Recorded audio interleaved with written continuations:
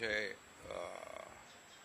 मनाला वेदना देणारी आणि मनाला चटका लावून जाणारी ही अतिशय दुर्दैवी घटना आज महाराष्ट्रात घडली आहे. खरं म्हणजे असं कुणाच्या स्वप्नातही वाटलं नसेल की अजितदादा एवढ्या लवकर आपल्यातून जातील. ही महाराष्ट्रासाठी अतिशय दुःखद आणि दुर्दैवी घटना अजितदादांच्या जाण्याने झालेली आहे. खरं म्हणजे अजितदादा गेले अनेक वर्ष या महाराष्ट्राच्या राजकारणात नेतृत्व करत होते आणि अतिशय परखड स्पष्ट वक्तेपणा आणि प्रशासनावर असलेली त्यांची पकड आपण पाहिलेली आहे.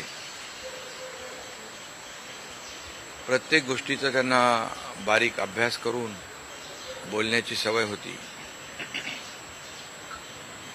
आणि परखड स्पष्ट वक्तेपणा, निर्भीड, रोखठोक बोलणारे असले तरीसुद्धा त्याला चूक म्हणणारे असले तरीसुद्धा अतिशय मनाने ते निर्मळ होते.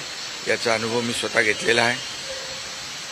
त्यांच्यासोबत मी मंत्रिमंडळात देखील काम केलं. मी मुख्यमंत्री असताना त्यांनी उपमुख्यमंत्री म्हणून देखील काम केलं आणि जेव्हा मुख्यमंत्री मी असताना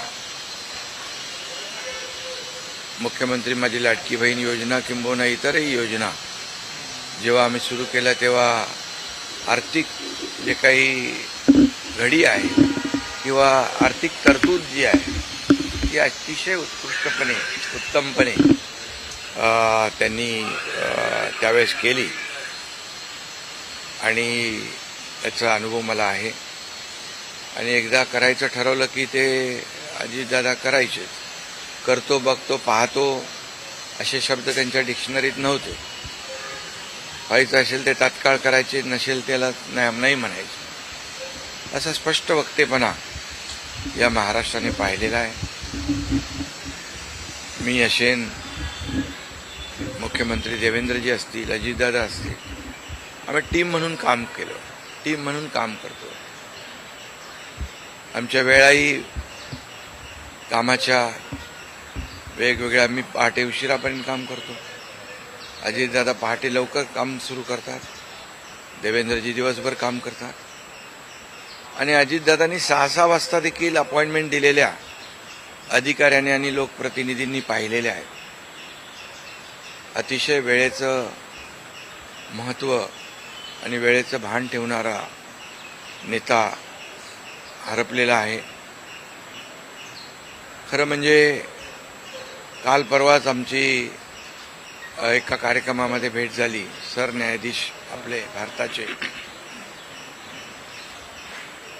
मुंबईत आले होते आणि ते येण्यापूर्वी आम्ही तिथंच एका चेंबरमध्ये बसलो होतो आणि त्यावेळेस झालेल्या चर्चा, गप्पा गोष्टी, आजही सकाळी जेव्हा मला त्यांची ही घटना कळली तेव्हा तेच समोर त्याच आठवणी काल परवाच्या येऊ लागल्या.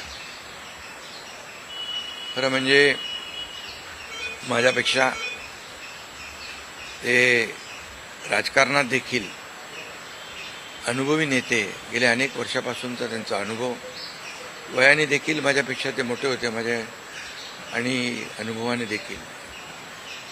आणि म्हणून त्यांना राज्यातल्या अनेक विषयांचा गाढा अभ्यास होता. अनेक विभाग त्यांनी हाताळले होते. याचा राज्याला फायदा होत होता. मंत्रिमंडळात देखील ज्यावेळेस काही विषय यायचे त्यावेळेस आपल्या राज्याची आर्थिक परिस्थिती अशी आहे, आपल्याला सर्वांना काटकसर करावी लागेल, असे अगदी निर्भीडपणे सांगणारे अजितदादा देखील आम्ही अनुभवलेत. शिस्तीचा नेता म्हणूनही आम्ही अनुभवलेला आहे. आणि त्यामुळे त्यांच्या जाण्याने फक्त पवार कुटुंबियांचंच नाही तर संपूर्ण महाराष्ट्राचं न भरून येणारं नुकसान झालेलं आहे.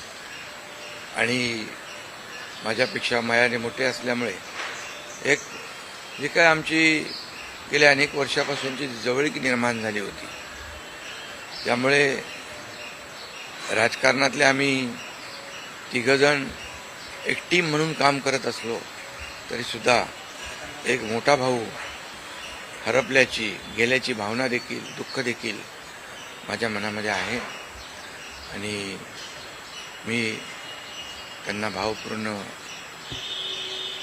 आदरांजली अर्पित करीत असतानाच मनामध्ये फार दुःखाच्या भावना आहेत.